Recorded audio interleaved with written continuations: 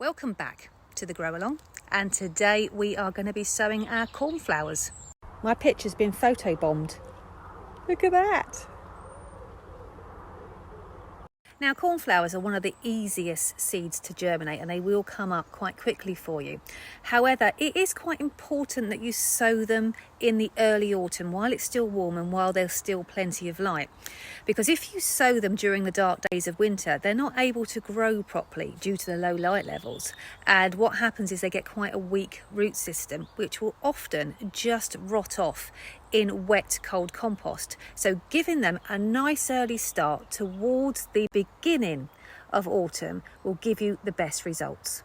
So here are my cornflower seeds, and you can tell that they're cornflower seeds because they have this little tuft of water absorbing fibres sticking out. It's probably what makes them germinate quite so quickly. And all I'm doing is I'm just dibbing a little impression in the compost, and then I'm going to sow one seed per cell into the impression. Now, if you want to, you can cover the seeds up, or they're so easy, you can just leave it exposed and then you can keep an eye on germination. Don't forget your label. And then what I'm going to do is I'm going to sow this colour in the other half of the tray.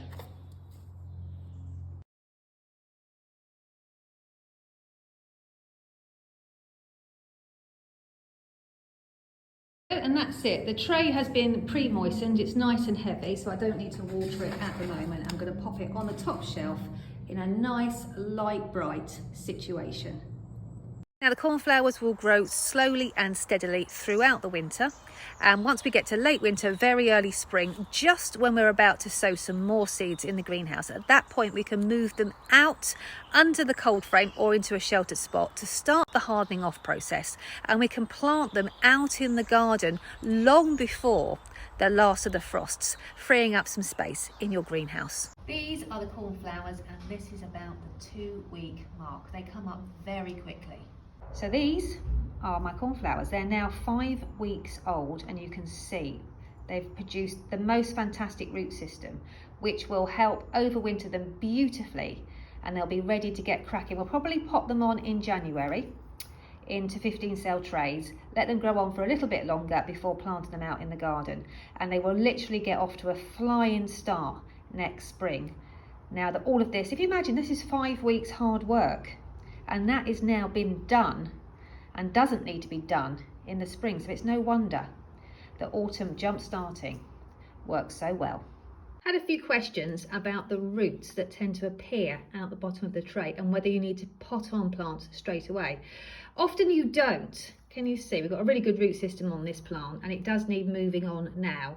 But this is a cornflower, and cornflowers need to have a good root system to be able to cope with the cold and the damp through the dark days of winter, and you can see this one really has. I'm moving it on now, but often if the plant isn't big like this, it doesn't need potting on. All that's happened is the tray underneath has got the water in it, so the roots will naturally seek out that moisture and send a root through into the bottom tray. So it doesn't necessarily mean that they need potting on.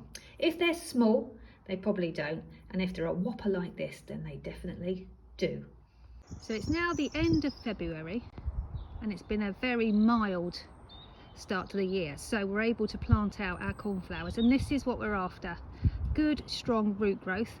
Now, in order to achieve that, you need to start them in autumn, not winter, because they won't be able to grow because of the light levels being so low. So an autumn jump starter cornflower, same with me, will give you really good 15 cell size plugs to put in your garden in late winter or very, very early spring.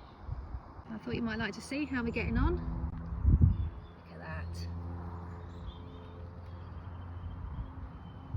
Now, these are very hardy, so don't worry if you suddenly get another cold snap. They've been hardened off carefully, and they are good even if it snows.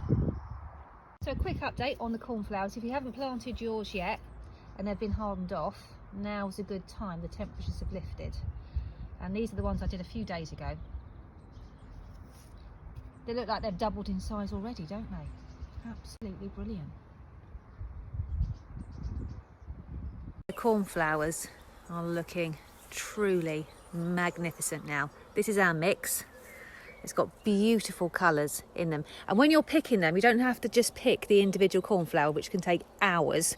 You can actually pick the whole branch and use the buds that are just opening and the buds that haven't opened yet, just as like a foliage filler. So you can just use cornflowers on its own. And don't worry if they bend over and wilt slightly when you first pick them. Leave them in a bucket of water overnight and they'll perk up. Let me show you.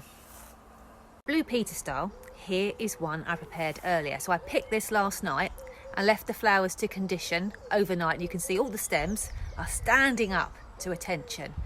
And I just thought, I caught it out the corner of my eye when I was wandering around and I just had to share it with you. So this is, all it is cornflower, Swan Cottage mix and sweet pea, Swan Cottage mix.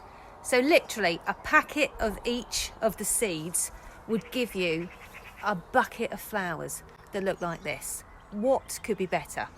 So that is the sweet rocket, the snapdragons, the nigella, the euphorbia, and now the cornflowers under our belt.